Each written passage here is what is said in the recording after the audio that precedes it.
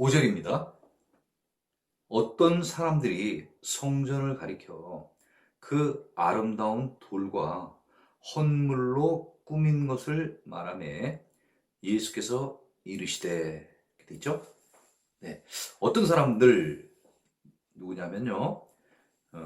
NIV 성경에 보면은 NIV 성경에 보면 Some of his disciples 이래서 제자들 가운데 몇 명 이렇게 표현이 되어 있습니다. 자, 어떤 사람들 제자들 가운데 몇몇이 성전을 가리켜 지금 있는 곳이 지금 어디입니까? 예루살렘의 성전에 계십니다. 성전에 계십니다. 그 성전에서 몇몇 사람들이 성전을 가리키면서 그 아름다운 돌과 헌물로 꾸민 것을 말하며 예수께서 이르시되, 이렇게 되어 있습니다. 성전에 대해서 잠깐 우리가 알아보면, 성전은 거대하고 화려한 흰 대리석으로 세워졌으며 입구에는 약 12m 정도 되는 대리석 기둥들이 세워져 있었다고 합니다. 지붕은 금색으로 장식되어 있고 문들도 황금으로 두텁게 입혀져 있었다고 합니다.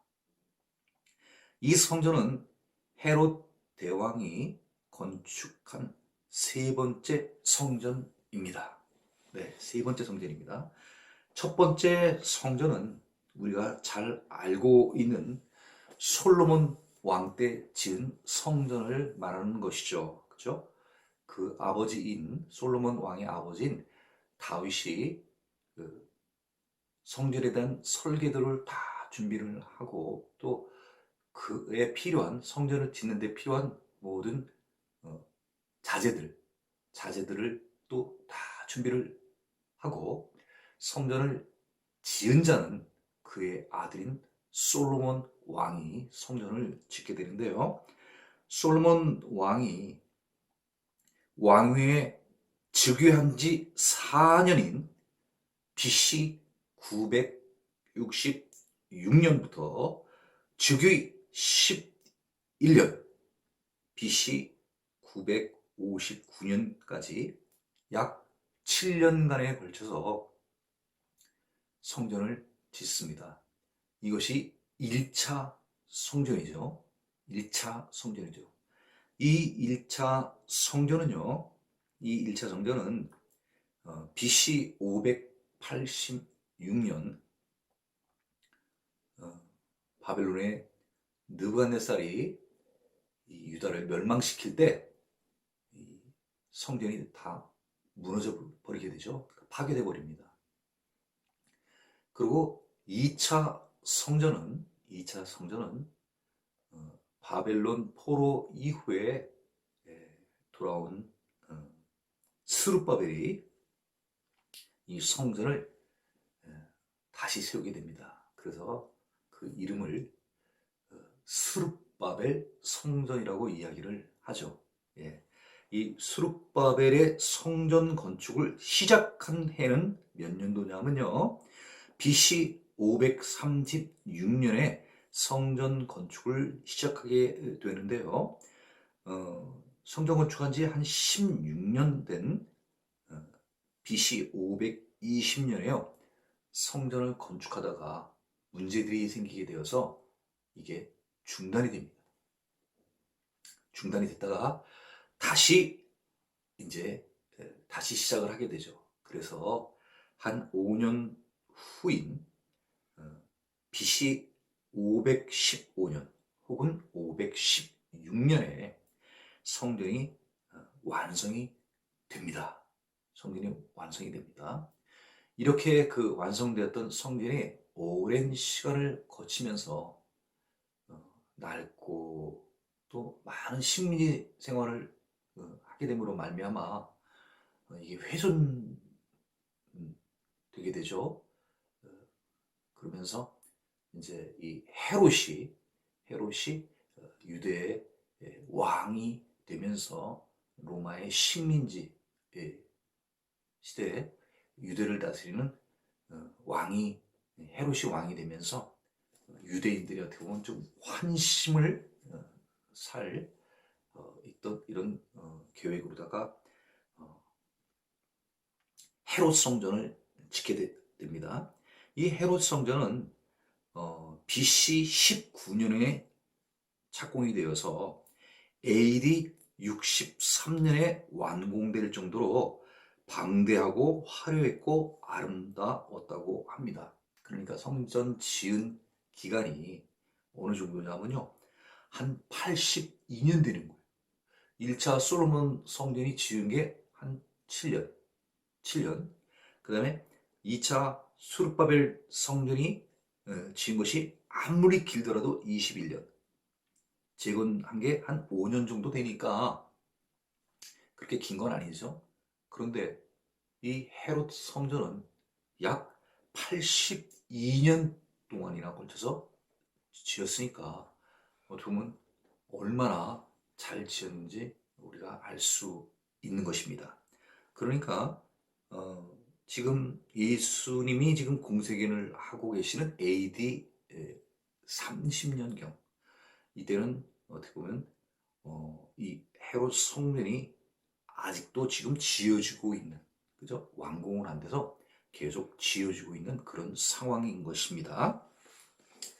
그 성전이 굉장히 대리석도 그렇고 여러 그 다른 지역에서 이런 그런 기념적인 기념품들을 보내서 성전도 멋있고 어떤 그런 기념품들도 굉장히 보기에 좋은 이런 것들을 이제 말하는 것이죠. 예수님을 따라서 같이 온 자들 가운데에서 성전의 그 아름다운 모습을 보고 나서 예수님께 말씀을 드리는 것이죠. 성전이 정말 멋있습니다. 이렇게 저 또 기념품들을 보십시오. 얼마나 지금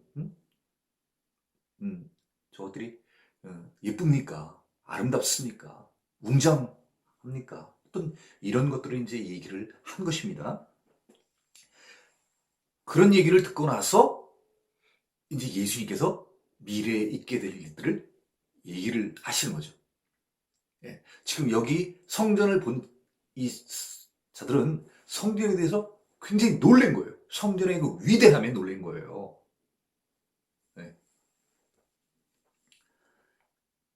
6절입니다. 너희의 보는 이것들은 바로 무엇이겠습니까? 아름다운 돌, 헌물. 다시 말하면 성전의 그 웅장, 놀라움. 이런 것들이 날이 이른다고 돼 있는데 어떤 날을 말하는 것일까요? 다시 말하면 성전이 파괴되는 날이 온다는 거예요. 그러니까 제자들의 생각과 예수님의 생각은 너무 다른 거예요. 제자들은 성전을 보면서 야, 성전 멋있다, 이런 성전을 멋있게 본 반면에 예수님께서는 그 성전을 보시면서 어떤 생각을 하신 거죠? 아, 저 성전 얼마 있다가 부서져. 예수님은 미래를 보시는 것이고 제자들은 현재만 보고 있는 거예요. 이 차이인 거예요. 인간은 미래를 볼 수가 없잖아요. 과거는 과거의 어떤 기념적인 유산들, 건축물들이라든가 또 이런 것들을 통해서 아, 과거에 이런 일들이 있었구나. 또 과거에 대한 역사적인 고서들을 통하여서 읽음으로 말미암아 아, 옛날에 이런 일이 있었구나. 지금 살아가는 현재는 자기가 보고 듣는 이런 것들을 통해서 지금의 세상은 지금 이렇게 흘러가고 있구나. 이것을 느끼지만은 사람은 미래를 볼 수 없는 거예요. 이게 인간의 제한적인 부분이죠. 미래를 볼 수 없다는 거. 인간은 볼 수 있는 영역이 있다는 거예요. 다시 말하면 시간전으로 따지면 과거. 과거도 사실은 보지는 못하는 거죠. 그죠? 예. 예를 들면 피라미드면 예를 들어서 우리가 피라미드를 봤을 때 현재의 피라미드를 볼 수 있는 것이지 과거의 그 피라미드를 지었을 당시는 볼 수가 없지 않습니까? 그렇게 따지면 우리는 정확히 볼 수 있는 것은요, 과거도 볼 수 없고 미래도 볼 수 없고 단지 지금 이 제자들이 눈앞에 보이는 성전만 보고 이야기하는 것처럼 현재밖에 볼 수가 없는 것이에요. 그렇지만 예수님은 과거에도 계셨고 현재도 계시고 미래에도 계실 분이시니 과거, 현재, 미래 시간의 세계를 관통하시는 분 아니시겠습니까? 그것이 바로 그 표현되어 있는 예수 그리스도는 어제나 오늘이나 영원토록 동일하시니라는 그 말씀이 바로 과거에도 계시고 현재도 계시고 미래에도 계시는 예수님을 말하는 것이죠. 그렇기 때문에 지금 이 제자들은 눈앞에 보이는 성전의 그 아름다운 모습만 보고 지금 얘기를 하는 거예요. 그렇지만 예수님께서는 얼마 후에, 다시 말하면 AD 70년에 이 로마 티투스 장군에 의해서 이 예루살렘이 멸망당하지 않습니까? 그 40년 후를 예수님께서는 볼 수 있기 때문에 제자들한테 얘기할 수 있는 것입니다. 자, 날이 이르면 어느 때가 온다는 거예요? 성전이 파괴되는 날. 다시 말하면 이 예루살렘이 다 멸망당할 그런 날이 오게 된다는 거예요. 네. 그러면 그때는 돌 하나도 돌 위에 남지 않고 다 무너뜨려지니라. 돌 하나도 돌 위에 남지 않을 정도로 참혹하게 모든 것이 다 파괴되고 멸망당한다는 얘기죠. 다시 말하면 어떻게 보면 그 날은 바로 그것이 바로 심판의 날이 아니겠습니까? 심판은 뭐 때문에 심판이 오는 것이죠? 죄에 대한 심판인 것입니다. 유대인들에 대한 심판. 유대인들이 지은 죄. 유대인들이 어떤 죄를 지었습니까? 하나님께서 지키라고 말씀하신 그 오세오경과 선지자들의 글, 그것이 바로 무엇입니까? 구약 성경이에요. 그 구약 성경대로 살지를 않은 것입니다. 그 대표적인 것이 바로 바로 앞에 나오는 서기관들이 과부의 재산을 빼앗는 거예요. 그거는 그냥 한 가지 예일 뿐입니다. 우리가 구약 선지서를 보면 누구서부터 문제가 있냐면 바벨론 포로 이후에는 어떻게 보면 왕이라는 호칭 자체를 쓰지 않기 때문에 왕이 없을 때 가장 유대에 있어서 종교적인 지도자는 누굽니까? 대제사장. 왕이 살았던 열왕기 시대 때는 왕, 그 다음에 대제사장, 제사장. 위로는 이런 사람들부터 아래로는 일반 백성들에게까지 모든 이스라엘 백성들이 다 하나님께 불순종을 한 것입니다. 그 불순종을 한 대가, 그 심판이 얼마 후에 이르게 된다는 것을 예수님은 지금 알려주고 계시는 것입니다. 그러면은 예수님께서 이런 말씀을 하시는 궁극적인 의미는 무엇일까요? 바로 세례 요한이 이 땅에 와서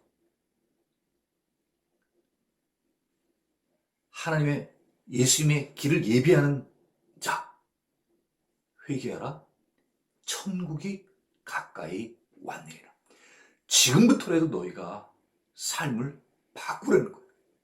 성전에서 환전하거나 성전에서 물건을 파는 이런 장사 행위 같은 것들을 하지 말고 너희가 성전에 나와서 기도를 해라. 너희의 잘못을 고백하라는 거예요. 그리고 이제는 너희들이 바르게 살아라. 이런 메시지를 예수님께서는 계속 주시지 않습니까? 그럼 사람들이 얘기할 거예요. 당신이 뭔데? 그래, 내가 이런 이적들을 내가 다 보여줄게. 그러면 너희들이 나를 누군 줄 믿을 것이다.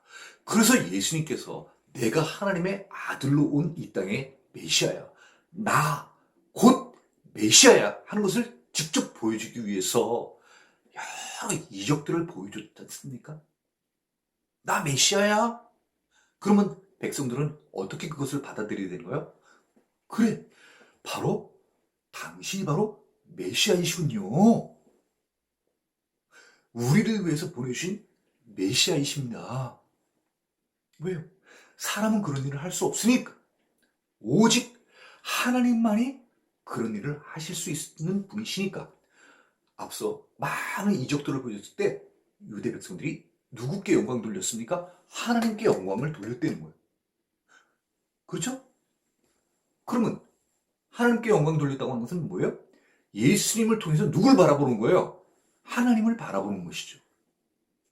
아, 그렇구나. 이분이 바로 예수님께서 보낸 메시아시고, 그 많은 사람들이 보았습니다. 예수님께서 3년 동안 많은 곳을 순례하시면서 말씀을 전하고 이적을 보여줬습니다. 기적을 보여주셨습니다. 지금 예수님을 따르는 무리는 많은 무리가 따르는 것이 아닙니다. 그 보여줬던 많은 이적들을 본 사람에 비하면 지금 이 예수님을 따라다니고 있는 자는 극히 소수인 것입니다. 이 따라온 그 제자들에게 예수님께서는 아주 중요한 메시지들을 지금 주시고 있는 것입니다. 성전, 너희들 그렇게 지금 멋있다고 하는 이 성전, 얼마 후에 날이 이를 텐데 그 날이 이르게 되면은 돌 하나도 돌 위에 남지 않고 다 파괴되고 멸망되어 없어질 것들이야. 너희들 이런 없어질 것들에 집착하지 말아라 하는 얘기예요. 어떻게 보면 보는 것으로 의존하지 말라는 것이죠. 보이지 않지만 살아계신 예수님을 의지하려는 거예요. 앞서 가난한 과부가 자기 있는 생활비 모두 두렙돈을 다 갖다 바쳤습니다. 바칠 때 하나님이 거기 계십니까? 가난한 과부는 그 성전, 하나님께서 이름을 주시겠다고는 그곳 성전, 그곳에 살아계시는 하나님을 믿은 거예요. 믿고 나의 모든 것을 드림으로 나를 맡긴 것입니다. 의탁한 것입니다. 주님, 나를 받아 주시옵소서. 내가 가진 것은 2렙돈밖에 없습니다. 나는 더 이상 누구로부터 도움을 받을 것이 없는 불쌍한 자입니다. 주님, 나를 불쌍히 여겨 주시옵소서. 나를 도와주시옵소서. 그 표현입니다. 생활비 모두를 다 드리고 올인한다고 하는 것은 하나님께 나를 전적으로 의지하고 나를 바치는 것을 말하는 것입니다.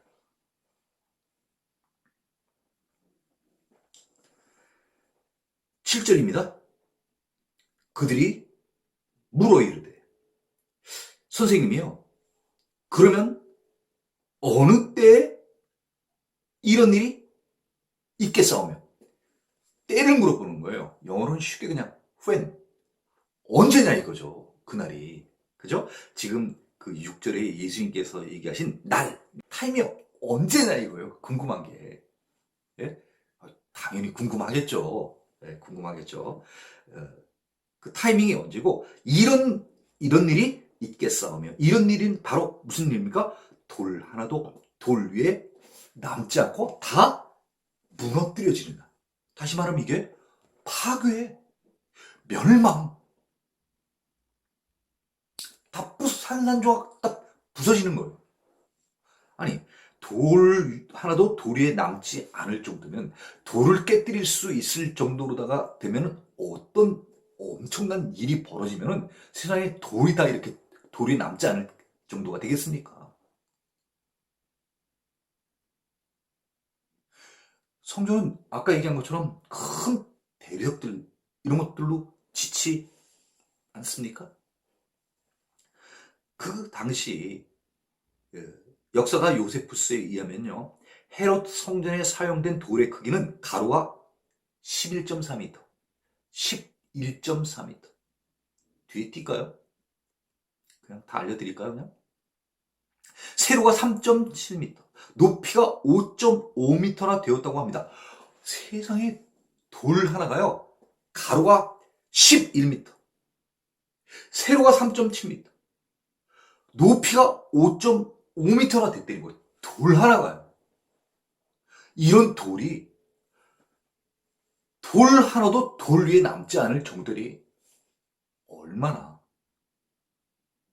이 심판, 멸망이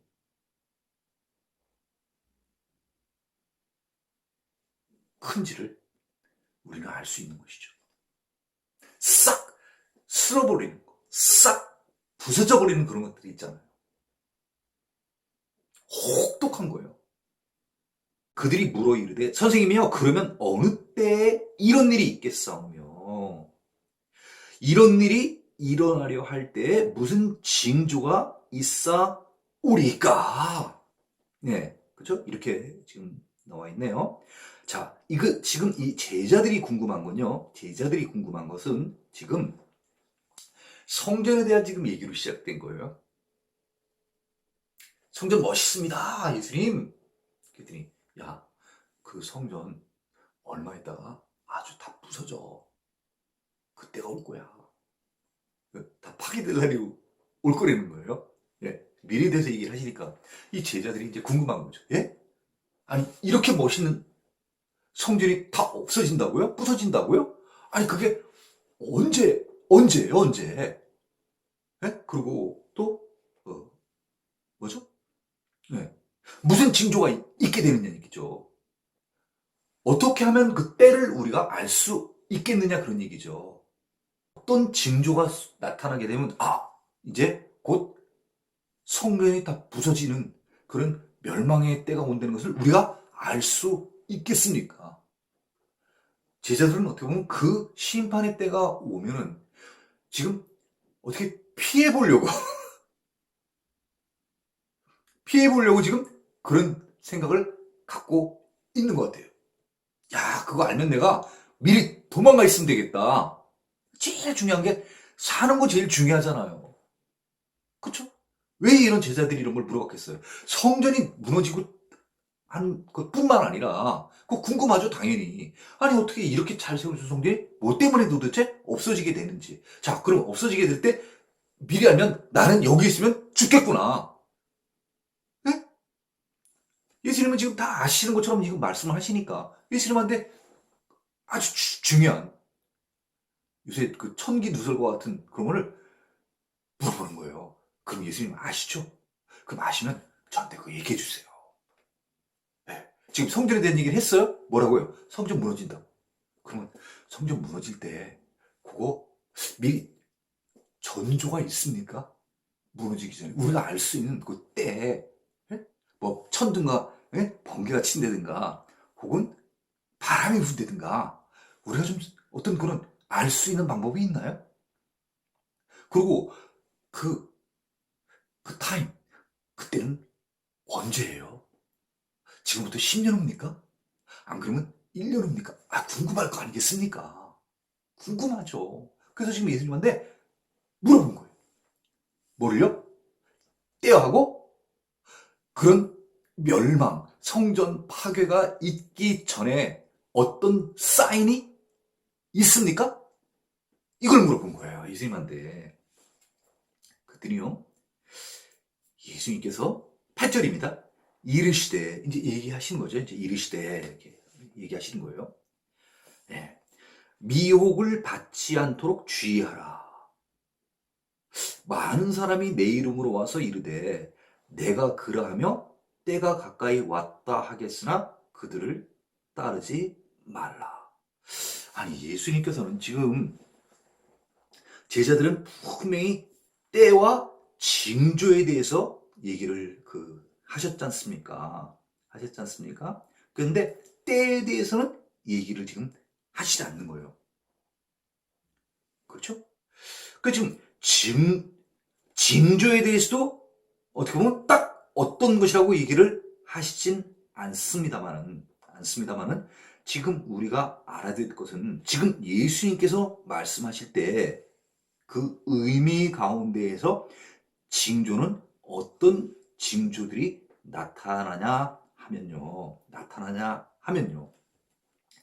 이 징조는 어떻게 보면요. 지금 예루살렘의 성전이 멸망당하는 것뿐만 아니라 예수님께서 지금 세상을 떠나셨다가 다시 오실 재림에 대한 것하고 복합적으로 지금 같이 섞여 있어요.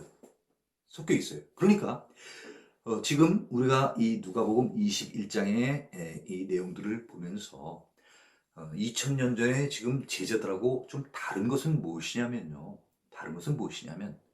지금 성전에 대해서 야, 이 성전 멋있습니다. 예수님 멋있죠? 이렇게 얘기를 했더니 야, 그 성전 얼마 있다가 다 부서질 거야. 이렇게 얘기를 한 거예요. 그러니까 제자들이 지금 그때 궁금한 건 지금 뭐가 궁금한 거예요? 아니, 이 성전이 도대체 언제 무너지게 되는 건데요? 이 성전 무너지게 되면 혹시 그 성전 무너질 때쯤 돼가지고 어떤 징조가 있겠습니까?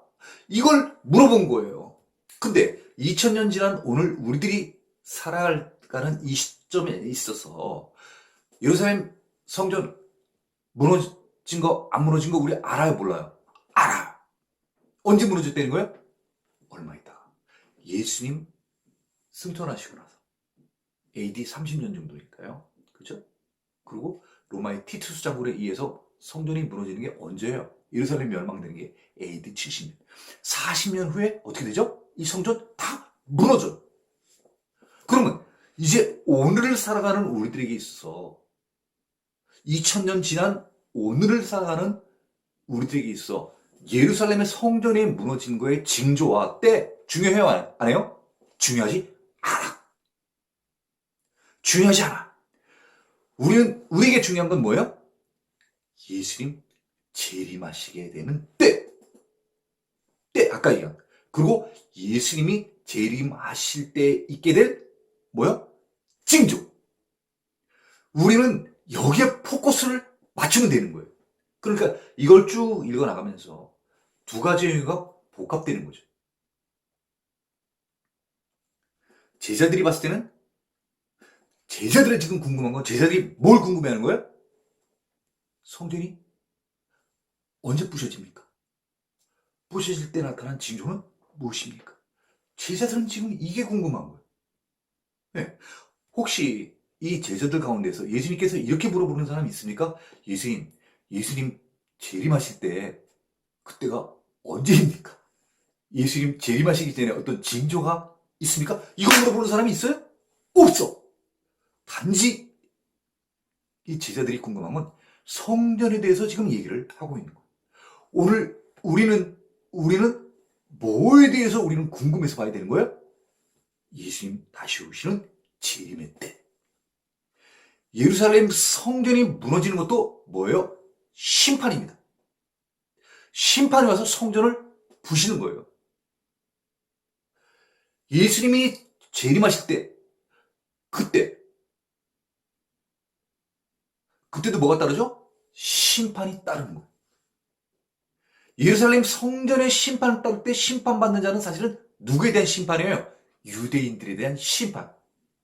하나님의 말씀을 바르게 따르지 않았어요. 오신 예수님을 믿지 않았어요. 미래 예수님께서 다시 오시는 그 재림의 때, 그 재림의 때 예수님은 무엇을 심판하시는 거예요? 누구를 심판하러 오시는 것입니까? 예수를 믿지 않는 자들.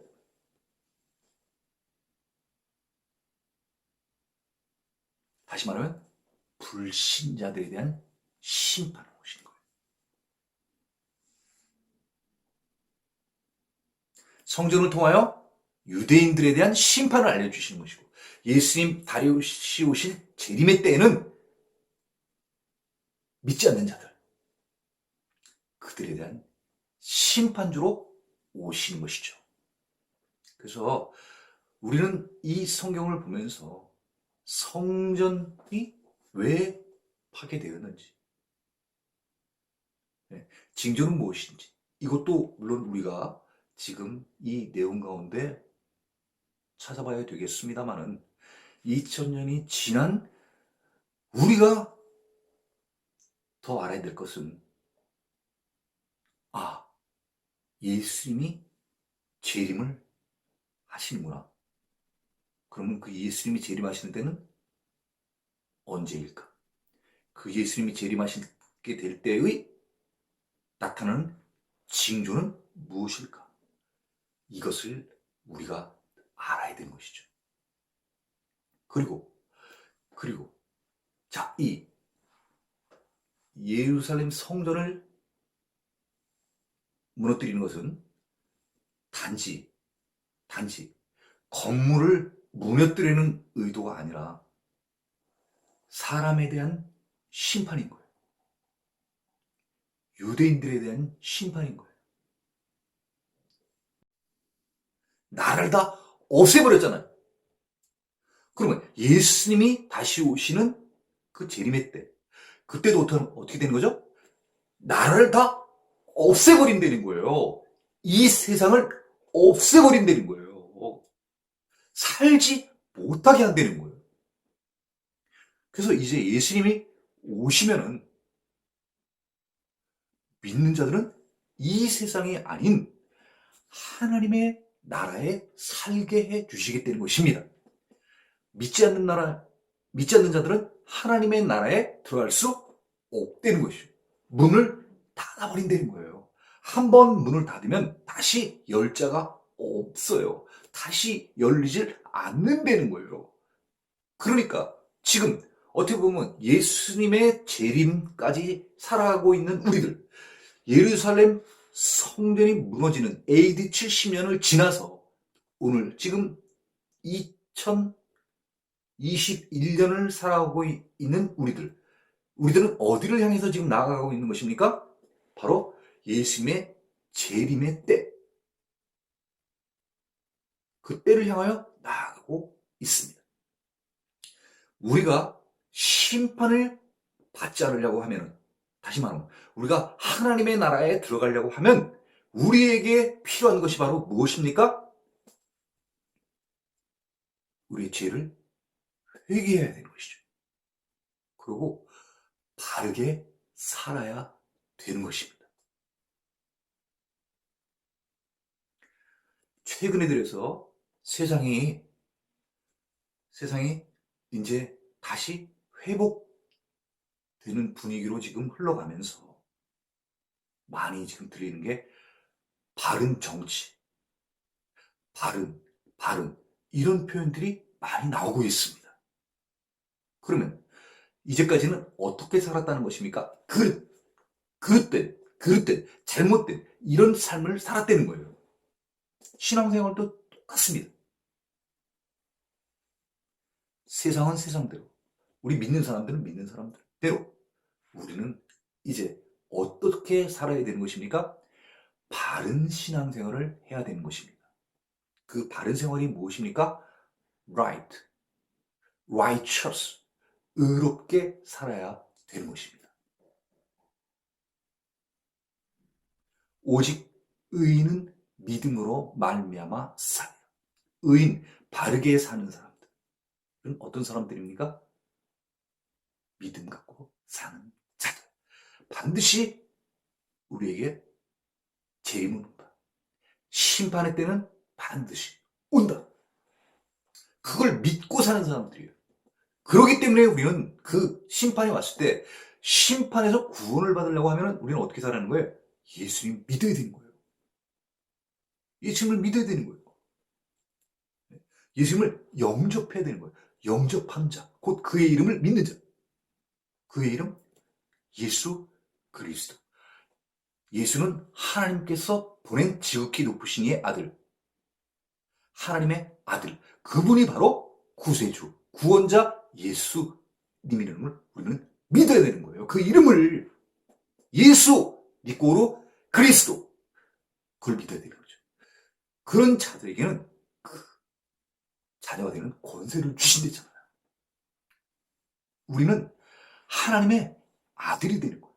하나님의 딸이 되는 권세, 특혜가 우리에게 부여진 되는 거예요.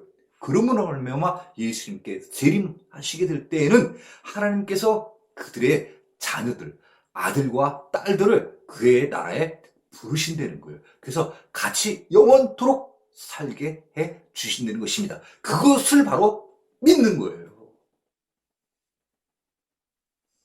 자, 8절입니다. 지금 때와 무슨 징조에 대해서 얘기를 했더니 예수님께서 이렇게 얘기를 해주시는 거예요. 미혹을 받지 않도록 주의하라. 네. 많은 사람이 내 이름으로 와서 이르되 내가 그러하며 때가 가까이 왔다 하겠으나 그들을 따르지 말라. 이렇게 되어 있습니다. 자, 세 번역으로 한번 읽어보도록 하겠습니다. 세 번역입니다. 예수께서 대답하셨다. 너희는 속지 않도록 조심하여라. 자, 이렇게 말씀하시는 거는 왜 그럴까요? 예. 자, 잠깐만, 한 가지, 하나님께서 여호수아를,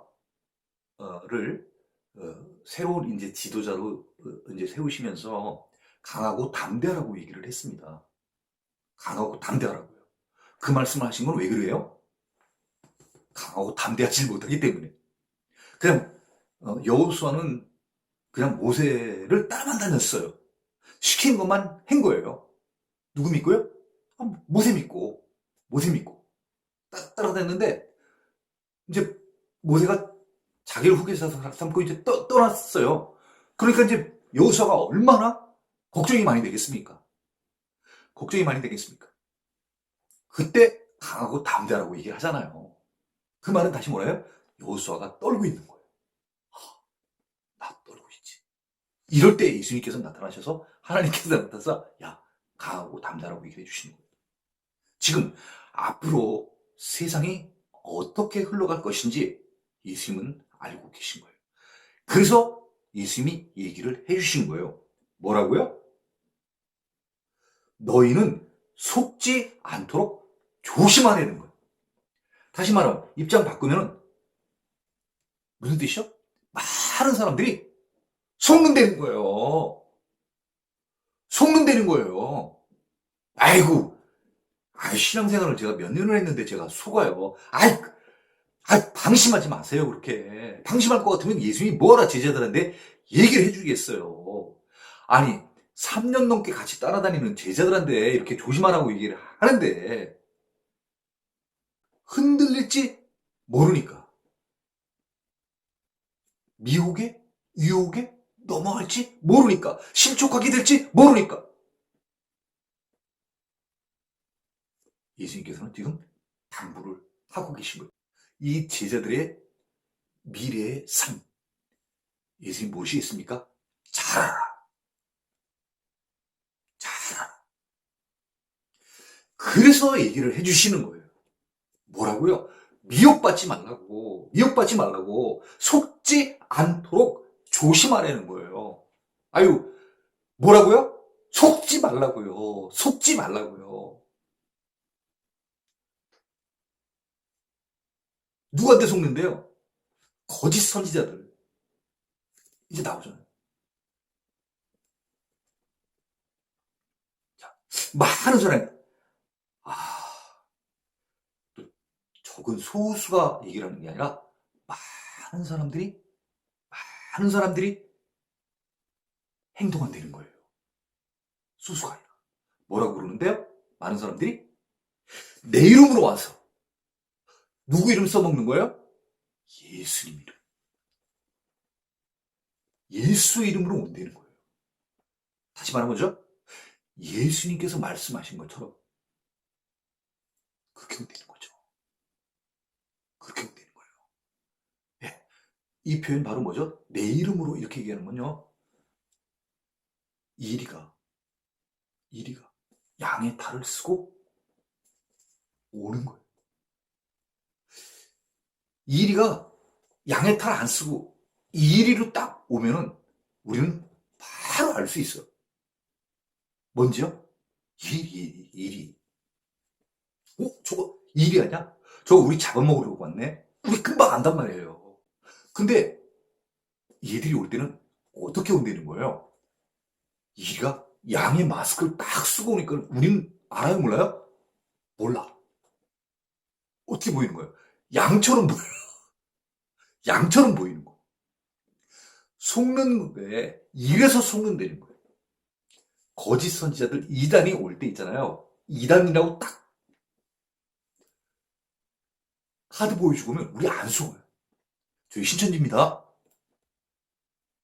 구원받고 영생 얻읍시다. 이렇게 얘기하면 신천지 딱 써있으니까 우리는 아는 거예요. 저거 가짜다. 이렇게. 그죠? 그리고 또 어떤 사람이 딱 와가지고 뭐 구원에 대해서 얘기하는데 구원파 딱 이렇게 써있는 거예요. 그럼 우리 금방 알 수 있는 거예요. 저것도 사입이다. 이단이다. 다 아는 거예요. 왜? 자기네들이 구원파 딱 이렇게 써놓은 거예요. 알 수 있는 거예요. 근데 우리가 정말 조심해야 될 것은 이 사람들이 올 때 칼을 쓰고 되니까 다시 말하면 내 이름으로 온다는 거예요. 예수 이름으로 온다는 거예요. 그러니까 우리는 어떻게 돼요? 방심하는 거예요. 어디 교회에서 왔는데요. 어디 목사입니다. 어디 장로입니다. 이렇게 온다는 거예요. 예수 이름으로. 진짜 예수 아니잖아. 진짜 장로 아니잖아. 가짜가 진짜인 것처럼 하고 오는 거예요. 그러니까 우리가 속을 수밖에 없다는 거죠. 그렇죠? 그런데 그 속을 수밖에 없는 상황 가운데에서도 분별하려는 거예요. 요게 가짜구나. 이렇게. 그게 지혜로운 거죠. 네. 빠져들면 어떻게 되는 거예요? 멀리 가는 거예요. 하나님으로부터 멀리 가는 거예요. 네. 자, 내 이름으로 와서 이르되 이렇게 얘기를 한다는 거죠. 내가 그라 이렇게 얘기한다는 거예요. 영어로 I'm he 이렇게 되어 있습니다. 그러니까 무슨 뜻이에요? 내가 예수라는 거예요. I'm 예수 이렇게 온다는 거예요. 아까 얘기한 것처럼 내 이름으로 온다는 거예요. 내가 곧 예수다 이렇게 온다는 거예요. 그럼 우리가 알 수 있어요? 몰라요. 알 수 있는 거예요. 내가 예수라고 하는 사람은 이거 가짜구나. 이렇게 알아보라는 거예요. 아시겠죠? 아시겠죠? 자, 그 다음에 또요. 때가 가까이 왔다. 이렇게 얘기를 한다는 거예요. The time is near. 이렇게 얘기를 해준다는 거예요.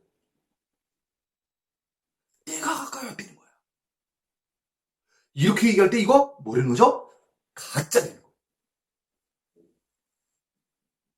때가 가까이 왔대. 세례 요한이 얘기한 거하고 거의 비슷한데 세례 요한은 앞에 뭘 넣었습니까? 회개하라 이런 표현을 썼어요. 그러니까 회개하라 천국이 가까이 왔느니라 이렇게 얘기를 하면 이거는요 세례 요한이 우리들에게 얘기해 준 거고요. 때가 가까이 왔느니라. 이렇게만 얘기를 해주면 이건 뭐라는 거죠?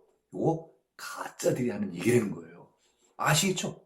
차이가 뭐예요? 앞에 회개하라 한 것은 세례 요한이 한 거고, 가짜들이 얘기를 하는 것은, 회개하라는 것은 없대는 거예요.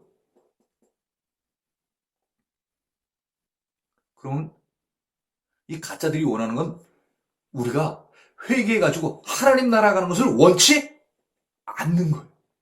하나님 나라에 갈 수 있는 방법이 뭐죠? 세례요한이 우리에게 준 회개하려는 거예요. 그러면 하나님의 나라가 갈 수 있다는 거죠. 왜? 가까이 왔으니까. 이들은 뭐라는 거예요? 회개하는 얘기를 하지 않는다는 거죠. 그럼 우리가 하나님의 나라를 가는 것을 원하지 않는다는 것입니다. 아셨죠? 아셨죠? 내가 예수입니다. 요거 뭐예요? 가짜. 내가 가까이 왔느니라. 뭐죠? 요거 가짜.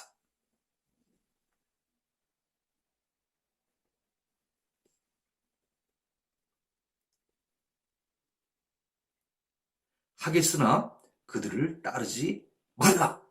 분명히 뭐라고 되어 있냐면요. 영어 성경으로 한번 그 부분만 더 정확히 한번 얘기를 할게요. 강조하기 위해서 하는 것입니다. 영어 성경에서 명령어는요. 명령어는 반드시 앞에 주어가 나오질 않거든요. 동사부터 나오게 되는 거죠.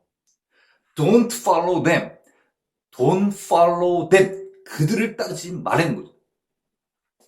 그들은 단수로 나오는 게 아니라 그들은 them, 복수로 나와요. 한둘이 아니라는 거예요. 많은 사람들이 이렇게 자기가 내가 예수라고 얘기를 하고 때가 가까이 왔느냐고 우리한테 접근하는 거예요.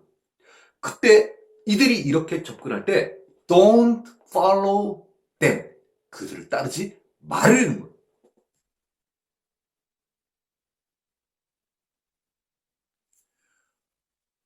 얼마나 이후에 많은 가짜들이 나타나서 믿는 자들을 미혹하고 유혹할지. 예수님께서는 미래를 다 알고 계시기 때문에 미래에 일어날 피할 길을 우리에게 얘기를 해주시는 거예요. 미래에는 많은 자들이 자기가 예수라고 하는 자들이 나타난다는 거죠. 그러면서 때가 가까이 왔다고 얘기를 한다는 거예요. 이런 자들을 절대 don't follow them. 따르지 말라는 거예요. 왜 그러는 거예요? 우리는 성경의 이후에 나오지만은 그 때를 아는 자가 있습니까? 하나님 외에는 아무도 모르기 때문에 그 때에 대해서 얘기를 하는 것은 가짜인 거죠. 네. 오직 하나님만이 그 때를 알고 계시는 것입니다. 하나님의 뜻과 위배된 생각을 갖고 있는 자. 그러면서 우리를 미혹하는 자들. 구약 성경의 이런 자들을 우리는 누구라고 얘기를 합니까? 거짓 선지자. 거짓 선지자들의 특징은 뭐예요? 거짓 선지자가 한 얘기를 지켜보다 보면 그들이 말한 것이 실현이 안 되고 성취가 안 되고 이루어지지 않는 것을 알 수 있게 되는 것이죠. 그럼으로써 그가 가짜라는 것을 알 수 있다는 것이죠. 참 선지자가 한 얘기는 어떻습니까? 얼마 시간이 지나고 나면 그 일이 선지자가 한 이야기가 그대로 선포되어진 말씀이 실현되어지고 성취되어진 것을 우리가 알 수 있게 된다는 것이죠. 그러면서 이 선지자가 하나님이 보내신 정말 참 선지자구나. 내가 그리스도라고 얘기를 했는데 얼마 시간이 지나다 보니까 이 사람이 그리스도, 예수가 아니라는 것을 우리는 매스컴을 통해서도 알게 되지 않습니까? 때가 가까이 왔다고 얘기를 해가지고 있는 재산을 팔고 그 때를 기다렸던 사람들이 있었습니다. 시간이 지났는데 그때 왔습니까? 안 왔습니다. 많은 사람이 그 때가 온다 그래가지고 있는 것들 다 팔았어요. 때가 오면 다 필요 없잖아요. 이 세상 것들이. 그러니까 다 팔아버린 거예요. 그때가 온다고 하니까. 그때만을 기다린 거죠. 어떻게 됐습니까? 그때 왔습니까? 안 왔습니다. 자, 한 번 더 말씀드립니다. 예수님께서 제자들에게 강조하십니다. 미혹받지 않도록 주의하라. 많은 사람이 내 이름으로 와서 이르되 내가 그라. 내가 예수라고 얘기를 했다는 거죠. 그리고 또 때가 가까이 왔다. 종말의 때, 심판의 때가 가까이 왔다고 얘기를 한다는 거예요. 그럴 때 그들을 따르지 말으라는 거예요. Don't follow them. 9절입니다. 자, 아까 징조에 대해서 얘기를 했죠? 어떤 징조가 있겠습니까?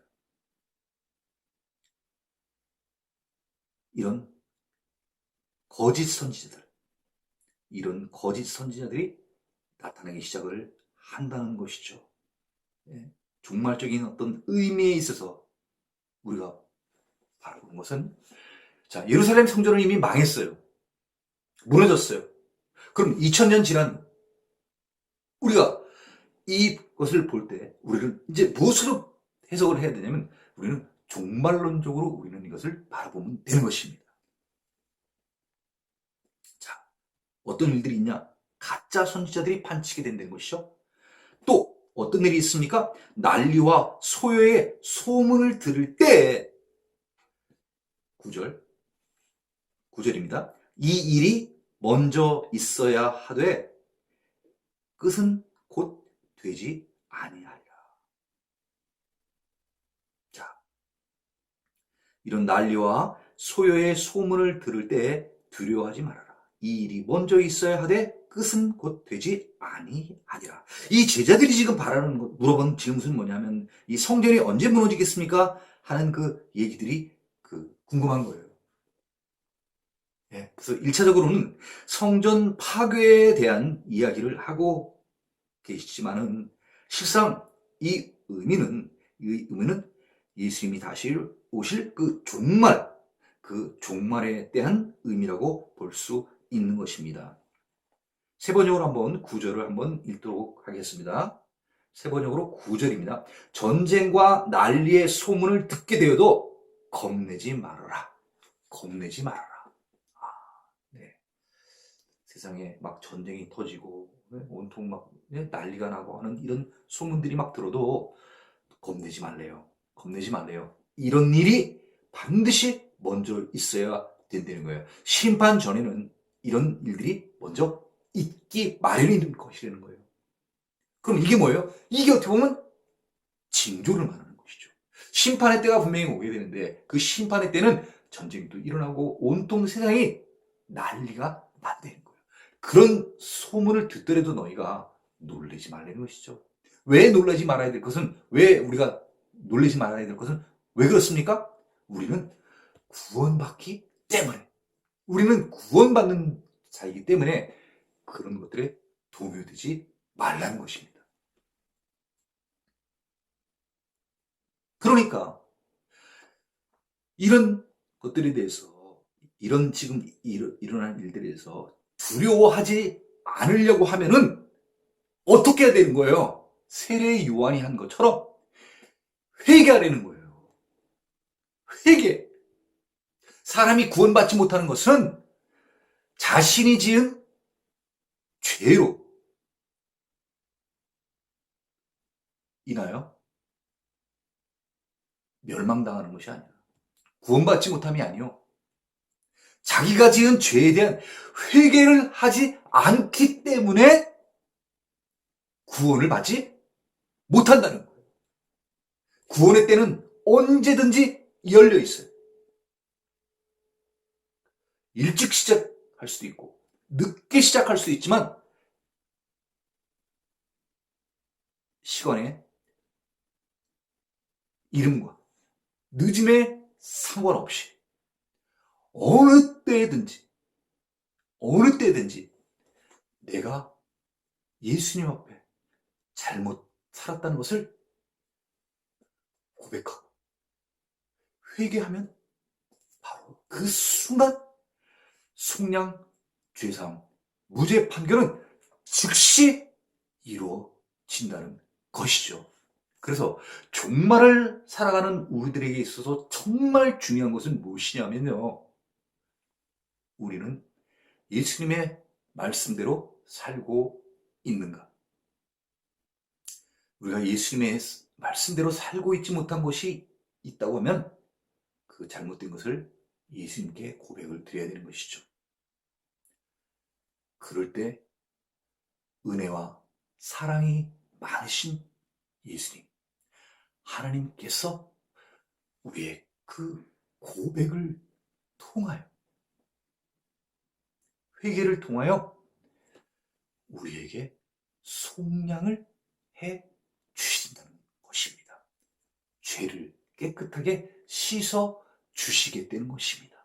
죄 있었던 자에게 이제는 내가 죄 없다고 판결을 해 주신다는 거예요. 꽝꽝꽝. 죄인이 나왔습니다. 예수님께 나왔습니다. 주님, 제가 죄를 지은 자입니다. 자기의 고백을 했습니다. 땅땅땅. 그 고백을 듣고 예수님께서 판정을 해주십니다. 그래, 내가 이제 죄 있다고 나에게 고백을 했음으로 말미암아 내가 너의 죄를 속량하여 주겠노라. 죄사함 받은 것이죠. 그 죄사함 받은 것이 바로 이제 죄인에서 의인으로, 죽음에서 생명으로 옮겨가게 해 주시는 것입니다. 그런 의인이 되게 되면 이 세상에 전쟁과 소요가 나서 난리가 났다는 소문을 듣더라도 우리는 그런 전쟁과 소요에 흔들릴 필요가 없는 것이죠. 왜요? 우리는 구원받는 자이기 때문입니다. 자, 이 일이 먼저 있어야 하되 끝은 곧 되지 아니하니라. 자, 이런 소요와 난리, 이런 일들이 이제 있게 될 때 두려워하지 말라는 것입니다. 자, 이것도 어떻게 보면 두 가지의 상징적인 의미가 같이 포함되어 있는 것입니다. 이 일이 먼저 있어야 하되, 이런 난리와 소요에 대한 일들이 있어야 하되 끝은 곧 되지 아니라. 성전 파괴가 어떻게 보면 있게 될 것이라는 얘기죠. 제자들이 지금 궁금했던 것은 바로 이 부분입니다. 자, 성전이 멸망당하는 때가 언제죠? 징조는 무엇이죠? 예, 이런 징조들이 일어난다는 거예요. 그 징조가 뭐라는 거죠? 내 이름으로 와서 내가 그라 때가 가까이 왔느니라, 이렇게 얘기를 한다는 거예요. 그를 따르지 말아라. 자, 그리고 난리와 소문을 들을 때 두려워하지 말라는 거예요. 이런 일들이 반드시 먼저 있게 된다는 거예요. 그렇지만은 이것이 끝은 곧 되지 아니라, 즉각적으로 이게 바로 끝을 난다는 게 아니라는 거예요. 그러면 예루살렘 성전이 멸망을 했어요. 예루살렘 멸망했어요. 그렇다고 이 세상에 종말, 다시 말하면 예수님이 바로 오시는가? 그것은 아니라는 것입니다. 그러면 이제 우리가 이 2000년 이후에 살아가는 우리에게 있어서 예루살렘 성전은 멸망을 했습니다. 지금 앞에 나와 있는 이런 징조들, 이런 징조들이 이제 있게 된다는 것이죠. 우리에게 이제 닥친다는 거예요. 그렇지만 이런 징조가 있다고 해서 그 끝은 곧 되지 아니라, 끝이 아니라는 거예요. 그 끝은 우리도 사실은 모르죠. 예. 시작과 끝, 그 끝을 마치시는 분 바로 누구십니까? 하나님이십니다. 알파와 오메가라는 말, 그 표현이 있지 않습니까? 처음과 끝이요, 시작과 나중. 그 끝을 종결하시는 분은 바로 누구십니까? 하나님이시라는 것이죠. 아무도 알 수 없는 거예요. 우리가 알 수 있는 것은 우리는 끝을 향하여 달려갈 뿐이지, 그 끝이 지금으로부터 얼마 이후에 오게 될지 아무도 모른다는 것입니다.